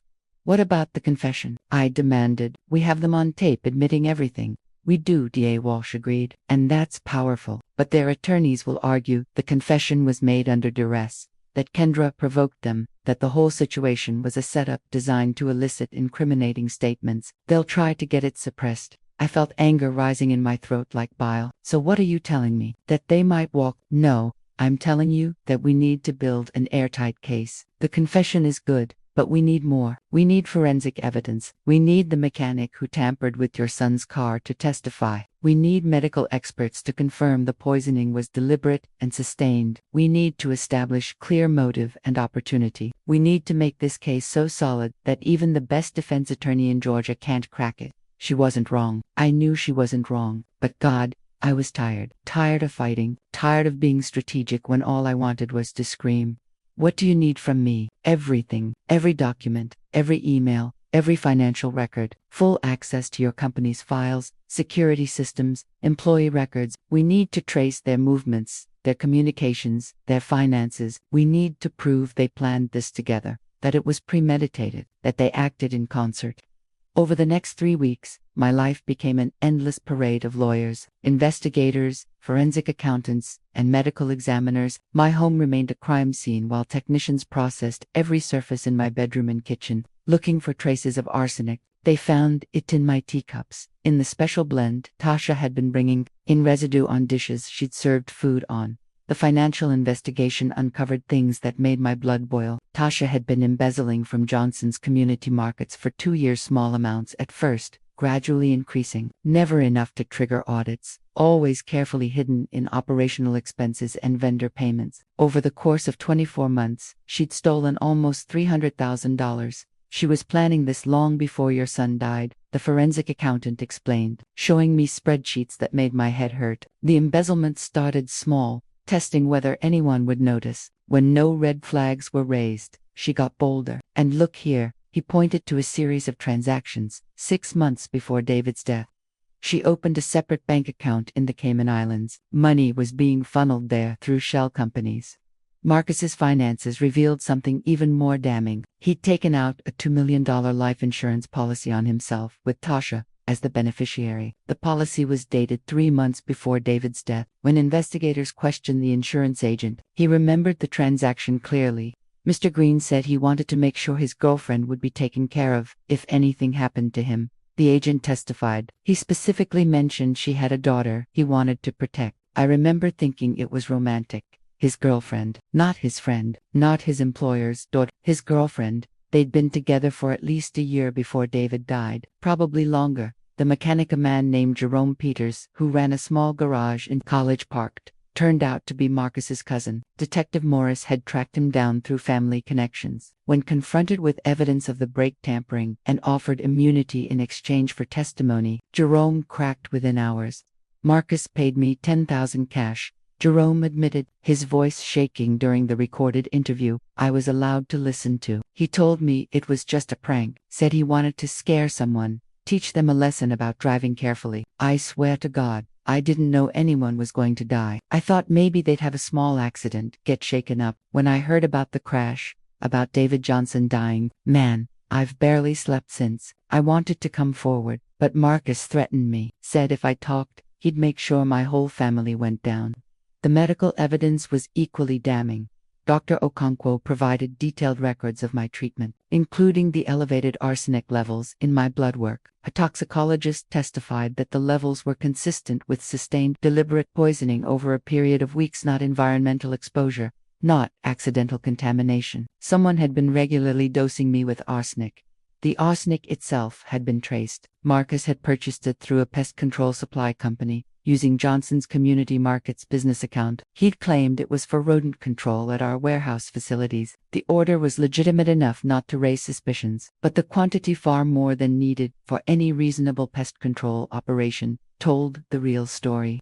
They were thorough, Detective Morris said during one of our many debriefing sessions. I'll give them that. They planned carefully, covered their tracks, created plausible explanations for everything. If you hadn't been smart enough to figure it out, if Dr. Okonkwo hadn't been willing to help you, if Kendra hadn't been observant, they probably would have gotten away with it. That thought haunted me. How close they'd come, how easily I could have just died. My death attributed to some mysterious illness, my business passing into the hands of the people who'd murdered my son. Kendra was having a harder time processing everything than she let on. She put on a brave face, attended her classes, maintained her grades, but I'd hear her crying in her room at night. She'd lost her father, discovered her mother was a murderer, nearly been killed herself. That's a lot for anyone, let alone a 16-year-old. I hired a therapist for her, Dr. Lisa Chen, someone who specialized in trauma and family violence. Kendra resisted at first. I don't need therapy, Grandma. I need Mom to be gone, and Dad to be alive, and everything to go back to normal. I know, baby, but normal isn't coming back. We have to build a new normal, and sometimes we need help doing that. She went, reluctantly at first, then, with more openness, as Dr. Chen helped her process the grief and betrayal. I attended my own therapy sessions too. Dr. Chen recommended a colleague, Dr. Marcus Bell, a black man in his 60s who'd spent 30 years helping people recover from violence and trauma. You've been through multiple traumas, Dr. Bell said during our first session. The loss of your husband, the murder of your son, a sustained attempt on your own life by someone you trusted. That's not something you just push through with willpower. I built a business worth $200 million through willpower, and that's admirable. But this isn't business, Mrs. Johnson. This is survival. This is recovery. And recovery requires different tools than empire building. He was right, though I hated admitting it. I'd spent so many years being strong, being the rock everyone else leaned on, that I'd forgotten how to be vulnerable, how to admit that I was broken. The preliminary hearing happened 6 weeks after the arrests. Both Tasha and Marcus pleaded not guilty. Their lawyers, a team of 3 high-powered defense attorneys that must have cost a fortune, filed motions to suppress evidence, to dismiss charges, to separate the trials. Da Walsh fought back on every front. She argued that the evidence was obtained legally, that the arrests were valid, that the cases should be tried together since the defendants had acted in concert. The judge, a stern woman named Lydia Foster, heard arguments from both sides and ruled in our favor on most counts. The confession would stand. The cases would be tried together. The forensic evidence was admissible. However, Judge Foster said, her voice carrying through the courtroom, I am deeply troubled by the methods used to obtain this confession. Mrs. Johnson, while I understand your motivation and I sympathize with your loss, staging an elaborate deception to induce incriminating statements is highly irregular. The court will allow this evidence, but I caution both sides that any future cases involving similar tactics will be viewed with extreme skepticism. It was a win, but a qualified one. D.A. Walsh seemed satisfied as we left the courthouse. She's giving us a warning, Walsh explained, basically saying, don't try this again, but also acknowledging that in this particular case, Given the circumstances, it was justified. We'll take it. Outside the courthouse, reporters swarmed. Word had gotten out about the case. Prominent black businesswoman nearly murdered by Dalton, son killed in staged accident, elaborate sting operation to catch the killers. It had all the elements of a primetime drama. I had prepared a statement with Da Walsh's help. I stood on the courthouse steps, Kendra beside me, Detective Morris and Da Walsh flanking us, and I read from the paper in my hands. My son David Johnson was a good man. He was a devoted father, a capable businessman, and a person who believed in giving back to his community. His death was not an accident. It was murder, planned and executed by people he trusted. People I trusted. Justice is slowly being served, but no amount of justice will bring David back. What I hope comes from this tragedy is awareness that domestic violence and financial abuse can happen in any family, at any income level, in any community, and that we must remain vigilant, must trust our instincts, must investigate when something feels wrong. Thank you. The questions came rapid fire after that, but Da Walsh shut them down. Mrs. Johnson won't be taking questions at this time. The case is ongoing, and we want to ensure nothing jeopardizes the trial. Thank you. We pushed through the crowd to the waiting car. As we drove away, I caught a glimpse of Tasha being led out of the courthouse in handcuffs. Our eyes met for just a second through the car window. The hatred in her gaze was pure and absolute. No more masks, no more pretense, just raw, seething rage at being caught. I looked away first. She didn't deserve any more of my attention. Back at home, finally cleared by the crime, scene investigator's eye walked through rooms that felt different now, tainted.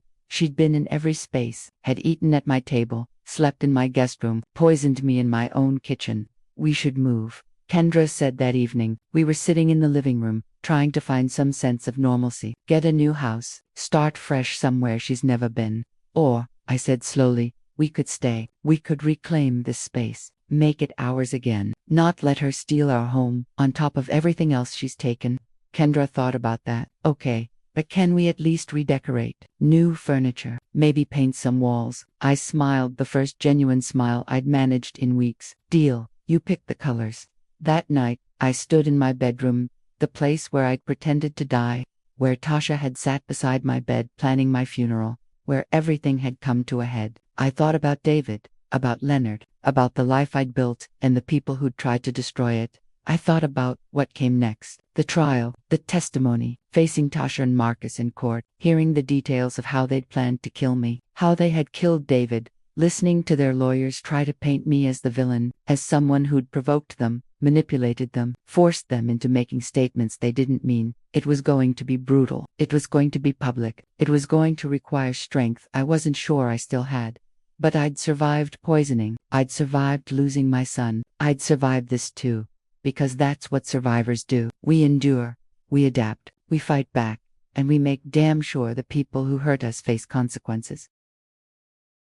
The trial began on a cold January morning, 4 months after the arrests. The Fulton County Courthouse was packed. Media, community members, employees from Johnson's community markets, people I'd never met who'd followed the case and felt compelled to witness justice in action. I wore a navy blue suit, professional, a reminder that I was still Maxine Johnson, still the woman who'd built an empire. My hair was styled, my makeup perfect, my jewelry understated but elegant. I needed to look strong, needed to show Tasha and Marcus that they hadn't broken me. Kendra sat beside me in the gallery, dressed in a black dress that made her look older than 16. She'd wanted to be here for opening statements, despite Dr. Chun's reservations. I need to see this, Grandma, she'd insisted. I need to watch them answer for what they did to Dad. Da Walsh had warned us that opening statements would be difficult. The defense is going to paint Tasha as a grieving widow manipulated by her employer's paranoia. They're going to suggest Marcus was just doing his job as head of security. They're going to make you out to be a controlling businesswoman who couldn't accept her daughter-in-law's independence. Be prepared. She was right. Attorney, a silver-haired white man named Robert Caldwell who'd made a career defending wealthy criminals, stood before the jury with the confidence of someone who'd never lost a case he cared about winning. Ladies and gentlemen of the jury, he began, his voice smooth as aged whiskey. What you're about to hear is not a story of murder and conspiracy. It's a story of tragedy compounded by accusation. Tasha Reynolds is a widow. She lost her husband, the love of her life, in a terrible accident just months ago. She's a mother trying to raise her daughter alone. And in her darkest hour, when she was trying to care for her ailing mother-in-law, she was accused of the most heinous crimes imaginable. He paced in front of the jury box, making eye contact with each juror. The prosecution will show you recordings. They'll show you statements Mrs. Reynolds allegedly made. But I ask you to consider the context. Consider that these statements were made under extreme duress, in a situation deliberately manufactured by Mrs. Maxine Johnson to entrap my client. Consider that a grieving, exhausted woman was confronted by her daughter making wild accusations, and in that moment of emotional chaos, she said things taken out of context, things that don't reflect the truth of what happened.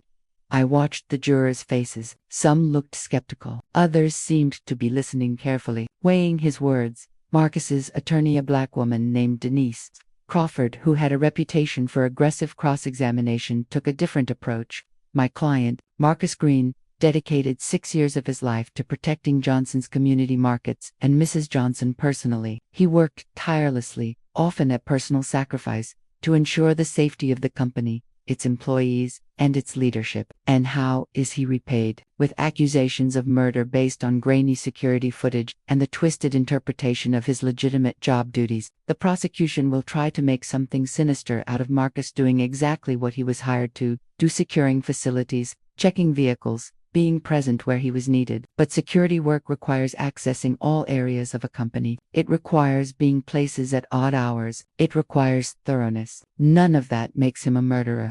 Walsh's opening statement was different, direct, factual, devastating. Ladies and gentlemen, this case is about greed, betrayal, and cold-blooded murder. The evidence will show that Tasha Reynolds and Marcus Green engaged in an affair that began at least a year before David Johnson's death, that they planned and executed his murder by tampering with his vehicle's brakes, that after successfully killing David, they turned their attention to his mother, Maxine Johnson, systematically poisoning her with arsenic over the course of weeks, that they intended to steal a $200 million business and the life savings of a woman who had welcomed Tasha into her family and trusted Marcus with her safety. She walked to a table where evidence was displayed, picking up a clear evidence bag containing a teacup. This cup was recovered from Mrs. Johnson's bedroom. Forensic analysis found arsenic residue. Mrs. Reynolds served tea to Mrs. Johnson in this cup multiple times per week. She set it down and picked up another bag containing printed documents. These are text messages between the defendants discussing Mrs. Johnson's decline, celebrating her symptoms, planning what they would do with the inheritance. Walsh's voice rose slightly. The defense will try to confuse you. They'll talk about context and duress and entrapment, but no amount of context changes the fact that David Johnson's brake lines were deliberately severed. No amount of context changes the fact that Maxine Johnson's blood contained 10 times the normal level of arsenic. No amount of context changes the fact that when confronted, both defendants confessed clearly, explicitly to murder and attempted murder. The first week of trial was devoted to establishing the basic facts. The medical examiner who'd performed David's autopsy testified about the injuries, consistent with a high-speed collision. The mechanic who'd inspected David's car afterward testified about the brake failure, how the lines had been cut in a way that would cause gradual failure, rather than immediate catastrophe. It was deliberate, the mechanic said, his voice steady despite the weight of what he was describing. Someone cut those lines knowing the brakes would work fine at first, then fail suddenly once enough brake fluid had leaked out. It's actually more dangerous than cutting them completely because the driver has no warning. They think everything's fine until suddenly it's not. Jerome Peters, Marcus's cousin, the mechanic who'd actually done the cutting, testified next. He looked diminished in the witness box, shoulders hunched, eyes downcast. He'd taken a plea deal in exchange for his testimony. 5 years probation and community service for being an accessory after the fact.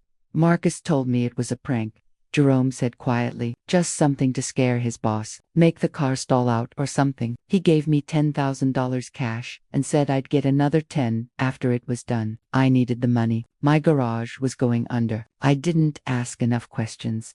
What specifically did Marcus ask you to do? D.A. Walsh prompted. He told me to cut the brake lines on David, Johnson's Toyota Camry, showed me exactly where the car would be parked at the Johnson's Community Market's headquarters, gave me a key to the garage, told me to do it late at night when nobody would see. Did you cut those brake lines? Yes, ma'am. Jerome's voice cracked. I did. And a week later, David Johnson was dead. I've had nightmares about it every night since. I killed a man for $20,000 and a lie about it being a prank. The defense tried to discredit him on cross-examination, suggesting he was lying to save himself from harsher charges, but Jerome stuck to his story, and the jury seemed to believe him. Dr. Okonkwo testified about my medical condition, about the arsenic poisoning, about the treatment protocol. She was professional, thorough, unshakable. When Tasha's attorney tried to suggest that the arsenic could have come from environmental exposure, Dr. Okonkwo shut him down with scientific precision. The levels in Mrs. Johnson's blood were consistent with sustained, deliberate dosing over weeks. Environmental exposure, even in an industrial setting, doesn't produce this pattern. Neither does accidental exposure. This was intentional poisoning. The toxicologist who'd analyzed my blood work supported Dr. Okonkwo's testimony. The forensic experts who'd found arsenic residue in my teacups explained their methodology. The financial experts outlined Tasha's embezzlement and the offshore accounts. But the most damaging evidence was the recordings. Walsh played them for the jury, hours of audio from the hidden devices in my home. Tasha and Marcus discussing my deterioration, planning the estate takeover, and finally, that devastating conversation in my bedroom when they'd confessed to everything. The courtroom was silent as the jury listened to Marcus's voice saying, "Same thing we did to David. Make it look like an accident." Silent as they heard Tasha respond, "What do you want to do?" Silent as the full horror of what they'd planned unfolded in their own words. I watched the jury's faces, saw shock, disgust, anger, and I knew we had them. But the defense wasn't done yet. When it came time for the defense to present their case, they called character witnesses who testified about Tasha's good nature, her dedication to the community, her grief over David's death. They called employees from Johnson's Community Markets who said she was professional, kind, hardworking. They called a psychologist who testified about the psychological state of someone being confronted with accusations from their teenage daughter, about how stress and grief could cause people to say things they didn't mean. And then they called Tasha to the stand. This was a risk. D.A. Walsh had explained that most defense attorneys don't let their clients testify because it opens them up to cross-examine. But Caldwell was gambling that Tasha's story told directly, with emotion, could sway the jury. Tasha took the stand wearing a simple gray dress, minimal makeup, her hair pulled back. She looked tired, vulnerable, nothing like the calculating woman I knew her to be. Caldwell's questions were gentle, leading her through her version of events, how she'd met David in college, how they'd fallen in love, how happy they'd been, how devastated she was when he died. And your relationship with Marcus Green. We were friends, colleagues, nothing more. The prosecution has tried to make something sinister out of two people working together to run a business. But that's all it was. It was a good performance. I had to give her that. She was convincing, sympathetic, vulnerable. If I didn't know the truth, if I hadn't lived through her slow, methodical attempt to poison me, I might have believed her. But then came Walsh's cross-examination. Walsh approached the witness stand with the calm confidence of a predator who'd cornered her prey. She didn't raise her voice, didn't need to. "Mrs. Reynolds, you testified that you loved your mother. Is that correct?" "Yes, yet you embezzled nearly $300,000 from her company over 2 years. Is that how you show love?" Tasha's composure cracked slightly. Those financial discrepancies were accounting errors. They've been explained. Explained how, as accidentally funneling money to offshore accounts in the Cayman Islands, as accidentally creating shell companies to hide assets. Help me understand how that's an accounting error.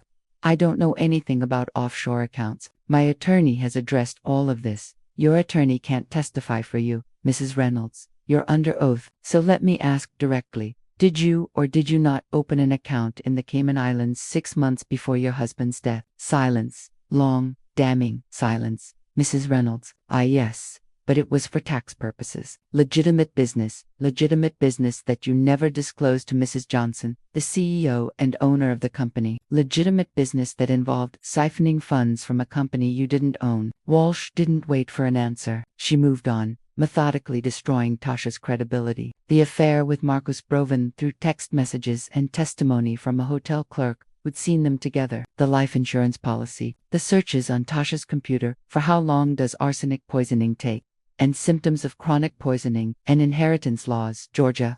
By the time Walsh finished, Tasha was crying, but these weren't sympathetic tears anymore. These were the tears of someone whose lies had been stripped away, leaving only ugly truth. Marcus didn't testify. His attorney advised against it, and he took that advice. But the evidence against him was overwhelming, even without his testimony. Closing arguments happened on a Friday afternoon.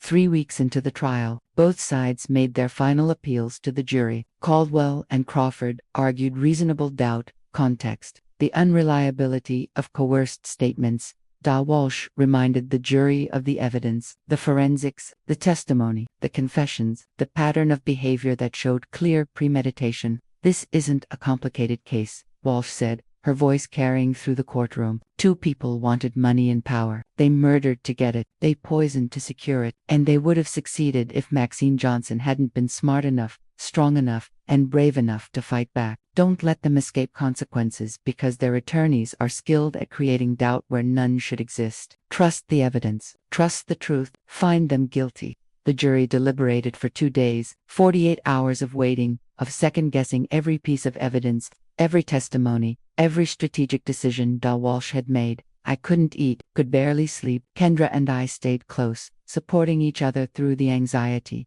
And then, finally, word came. The jury had reached a verdict. We rushed to the courthouse, filed into the courtroom that had become grimly familiar, watched as Tasha and Marcus were brought in, watched as the jury filed into their box. As the jury reached a verdict, Judge Foster asked, "We have, Your Honor." The forewoman, middle-aged black woman who'd been a teacher for 20 years, stood and read from the paper in her hands. In the case of the State of Georgia versus Tasha Reynolds and Marcus Green, on the count of murder in the first degree of David Johnson, we find the defendants guilty. The courtroom erupted. Judge Foster banged her gavel, calling for order. On the count of attempted murder of Maxine Johnson, we find the defendants guilty. On the count of conspiracy to commit murder, we find the defendants guilty. Guilty, guilty, guilty. I felt Kendra's hand grip mine, felt tears streaming down my face, felt something that might have been relief, or vindication, or just exhaustion finally catching up. Tasha was screaming something. I couldn't make out the words through the noise. Marcus sat stone-faced, staring straight ahead. Judge Foster scheduled sentencing for 2 weeks later, and dismissed the court. Outside, reporters swarmed again, but this time, I was ready. "Justice has been served," I said simply. "My son can rest in peace now, thank you." That night, Kendra and I sat in our newly redecorated living room, painted a warm gold color she'd chosen. New furniture she'd helped select, and we didn't talk. We just sat together, processing everything that had happened, everything we'd lost, everything we'd survived. "Dad would be proud of us," Kendra finally said. "He would be so proud of you," I corrected. "You were brave, baby. Braver than anyone should have to be." "We were brave together, Grandma." And she was right. We'd faced down murderers, survived poisoning, endured a trial, and come out the other side. But it still wasn't over. Sentencing was coming, and then finally maybe we could start to heal. Sentencing day arrived 2 weeks later with the kind of finality that makes you understand why they call it Judgment Day. This was at the moment when consequences became real, when abstract concepts like justice and punishment took concrete form. The courtroom was packed again, but the energy was different now. During the trial, there had been uncertainty, the tension of not knowing how it would end. Now there was only the weight of inevitability. Tasha and Marcus had been found guilty. What remained was determining how much of their lives they would forfeit for taking my son's life and attempting to take mine. Judge Foster entered, and we all rose. I studied her face as she settled into her seat, stern, measured, giving nothing away. She'd presided over this trial with fairness and precision, never letting emotion cloud her rulings. I respected her for that, even when her decisions hadn't favored the prosecution. "Before I pronounce sentence," Judge Foster began, her voice carrying through the silent courtroom, "I want to address the nature of these crimes. Murder is always heinous, but there's something particularly monstrous about betrayal murder, when the victim trusts the perpetrator. When that trust is weaponized and used to destroy. David Johnson trusted his wife. Maxine Johnson trusted her daughter-in-law and her head of security. That trust was not just broken, it was deliberately exploited as a tool of murder." She paused, looking directly at Tasha and Marcus. The premeditation here is staggering. This wasn't a crime of passion or a moment of poor judgment. This was calculated, methodical, and sustained over months. You planned a murder. You executed it successfully. And then, emboldened by that success, you attempted another. The only reason Maxine Johnson is alive today is because she was smart enough and strong enough to outmaneuver you. Tasha stared at the table in front of her, her face blank. Marcus's jaw was clenched so tight I could see the muscles working. The court has reviewed the sentencing guidelines, the prosecution's recommendations, and the statements from the victims and their families. I've considered the defendants' lack of prior criminal history, their contributions to the community, and the arguments for leniency made by their counsel. Judge Foster's expression hardened. I find those arguments insufficient, given the gravity and premeditation of these crimes. She picked up a document and began to read. Marcus Green, you are hereby sentenced to life in prison without the possibility of parole for the murder of David Johnson. You are sentenced to an additional 30 years for the attempted murder of Maxine Johnson, to run consecutively. You are sentenced to 10 years for conspiracy to commit murder, also to run consecutively. Life plus 40 years. Marcus would die in prison. His attorney leaned over, whispered something to him. Marcus didn't react. Didn't move, just kept staring straight ahead as if he could will himself somewhere else. Tasha Reynolds, Judge Foster continued, and I saw Tasha flinch at her name. You are hereby sentenced to life in prison without the possibility of parole for the murder of David Johnson. You are sentenced to an additional 30 years for the attempted murder of Maxine Johnson, to run consecutively. You are sentenced to 10 years for conspiracy to commit murder, also to run consecutively. The same sentence, life plus 40 years. But Judge Foster wasn't done. Additionally, I want to note something that troubles me deeply. Mrs. Reynolds, you are the mother of a 16-year-old girl, a girl who loved and trusted you, a girl you were willing to murder your own daughter when she threatened your plans. That level of moral bankruptcy is almost incomprehensible. I hope you spend the rest of your life reflecting on what you've done, though I doubt you possess the capacity for genuine remorse. Tasha's blank expression cracked. She turned, scanning the courtroom until her eyes found Kendra. My granddaughter sat beside me, her face set in an expression of forced neutrality that I knew was costing her everything. Kendra, Tasha called out, her voice breaking. Baby, I'm sorry. I'm so sorry. I never meant. Mrs. Reynolds, face forward. Judge Foster ordered sharply. Please, I just need her to know. Face forward or you will be removed from this courtroom. Tasha turned back, but her shoulders were shaking now, crying. But I felt no sympathy. She'd murdered my son. She'd tried to murder me. She'd been willing to murder her own daughter. These tears were for herself, for her ruined plans, for the life of luxury she'd dreamed of and would never have. Does either defendant wish to make a statement before I conclude these proceedings? Judge Foster asked. Marcus's attorney shook his head. Marcus remained silent, but Caldwell whispered something to Tasha, and she nodded. She stood slowly, gripping the table for support. Your Honor, I just want to say that I loved David. I did love him, and I cared for Maxine. What happened? Her voice caught. What happened got out of control. It wasn't supposed to. I never wanted anyone to die. I wanted to matter, to be valued, to not always be in someone else's shadow. I felt rage ignite in my chest. She was still playing victim, still trying to justify the unjustifiable. David gave you everything, I said, standing before I realized I was going to speak. A home, a position in the business, love. And it wasn't enough because you're a black hole of need and greed. You'll never matter because you threw away the only things that gave your life, meaning your husband, your daughter, your integrity for money you'll never spend, and power you'll never wield. Mrs. Johnson, Judge Foster said, but her tone wasn't reprimanding. I understand your anger, and I share it, but I'll ask you to let me conclude these proceedings. I sat back down, my heart hammering. Kendra squeezed my hand.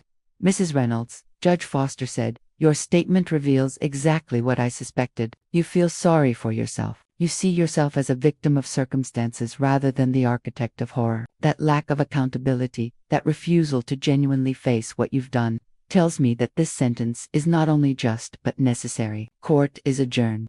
The gavel came down with finality. It was over. Tasha was led away, still crying. Marcus walked out with his head high, refusing to show weakness even in defeat. I watched them go, these people who'd tried to destroy everything I'd built, everyone I loved, and I felt empty.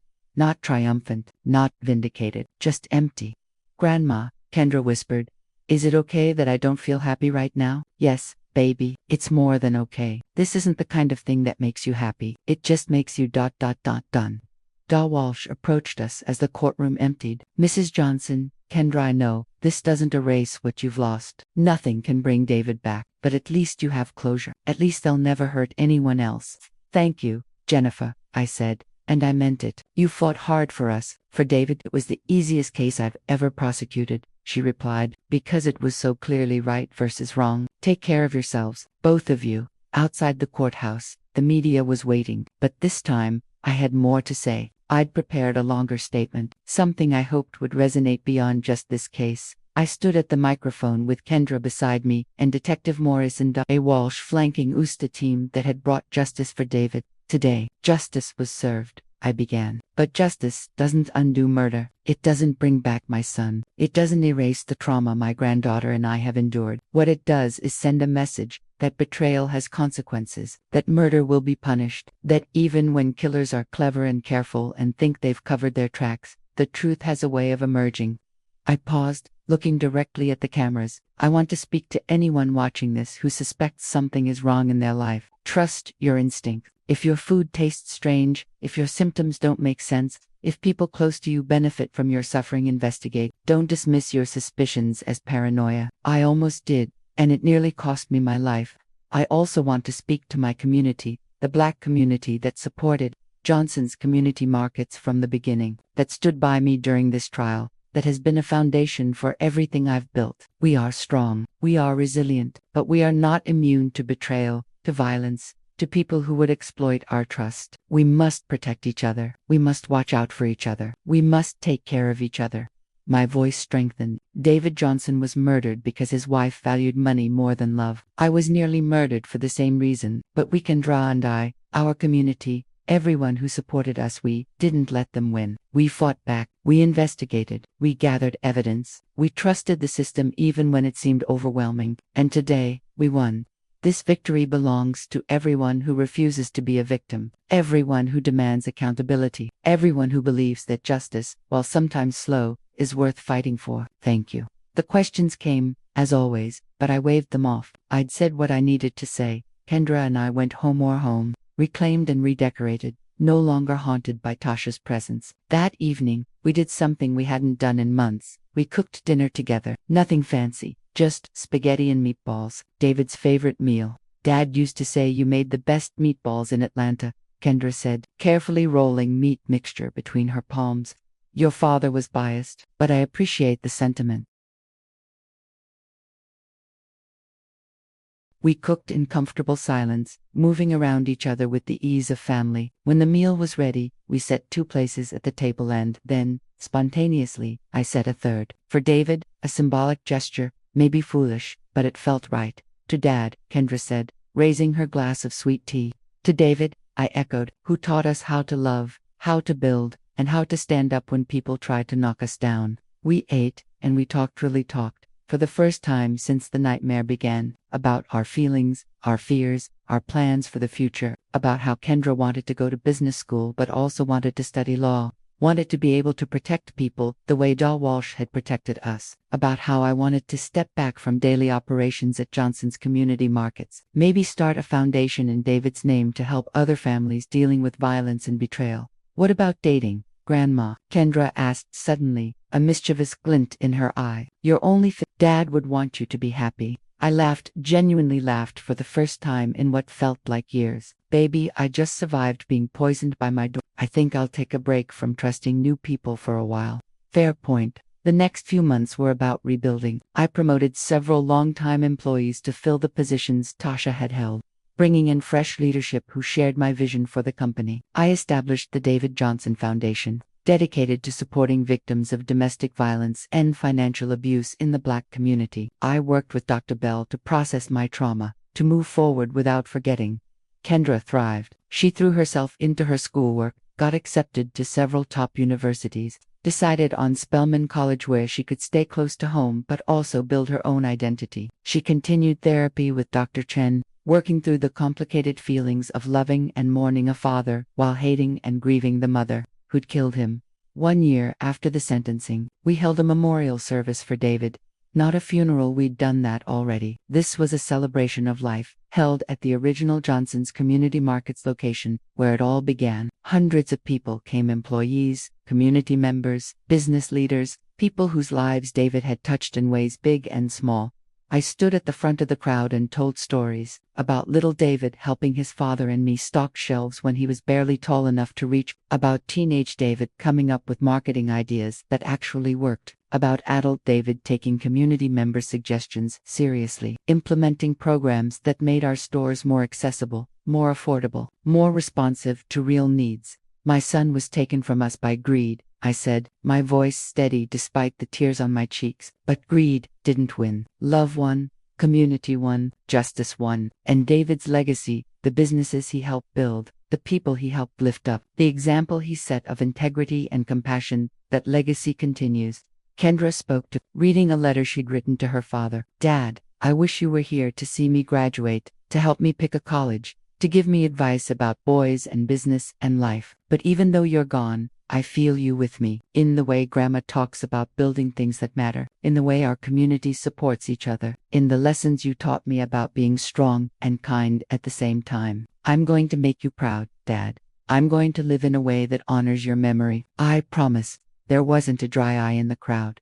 After the service, Detective Maurice approached me. He'd retired from the force 6 months earlier, but had stayed in touch, checking on Kendra and me periodically. Mrs. Johnson, I just want you to know this case changed me, made me remember why I became a cop in the first place. To protect people, to find truth, to make sure people like you and Kendra get justice. Thank you for trusting me to help. Thank you for believing me, I replied, for taking my suspicions seriously when it would have been easier to dismiss them. That's what good police work is supposed to be. Listening, investigating, following evidence wherever it leads. He smiled. Enjoy your retirement, Mrs. Johnson. You've earned it. But I wasn't fully retiring. I stepped back from CEO duties, appointed a brilliant young woman named Jasmine Williams to take over daily operations. But I stayed on as board chair, still guiding the vision, still ensuring Johnson's Community Markets remained true to its mission, and the foundation that became my passion project. Working with Dr. Chen and Dr. Bell, I developed programs to help people recognize signs of abuse, both physical and financial, training for medical professionals to identify poisoning, resources for people who suspected foul play in the deaths of loved ones, legal assistance for those navigating complicated family betrayals. You're turning your trauma into purpose. Dr. Bell observed during one of our sessions, that's the healthiest form of healing. I'm turning my rage into something useful, I corrected. There's a difference. Is there? He smiled knowingly, because from where I'm sitting, they look remarkably similar. Maybe he was right. Maybe purpose and rage could coexist. Maybe healing didn't mean forgetting, or forgiving it, just meant moving forward with intention. 5 years after the trial, Kendra graduated from Spelman with honors. She'd double majored in business and pre-law, already planning for law school. I sat in the audience watching her walk across that stage, and I felt David's presence so strongly it took my breath away. You did it, son, I whispered. You raised an incredible daughter. I'm just finishing what you started. At the graduation party we threw at our home, now fully ours, every trace of Tasha's presence erased and replaced with memories Kendra and I had built together. I made a toast to Kendra, who survived the unthinkable and came out stronger. To David, whose love and legacy live on. To everyone in this room who supported us, believed in us, and helped us fight for justice. And to the future, which is bright because we refuse to let evil win. The room erupted in applause and cheers. Later that night, after everyone had gone home, Kendra and I sat on the back porch looking at the stars. Grandma, do you ever wonder what would have happened if you hadn't figured it out? If you'd just died? Sometimes, usually when I can't sleep. What do you think would have happened to me? I turned to look at her, this brilliant, brave, beautiful young woman, who'd had to grow up too fast, but had done it with grace and strength. I think you would have figured it out eventually. You're too smart, too observant. You were already noticing things before I confirmed your suspicions. Maybe it would have taken longer. Maybe the evidence would have been harder to gather, but I believe you would have found the truth. I'm glad we found it together.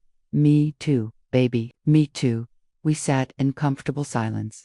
The kind of silence that comes from having been through hell together and coming out the other side.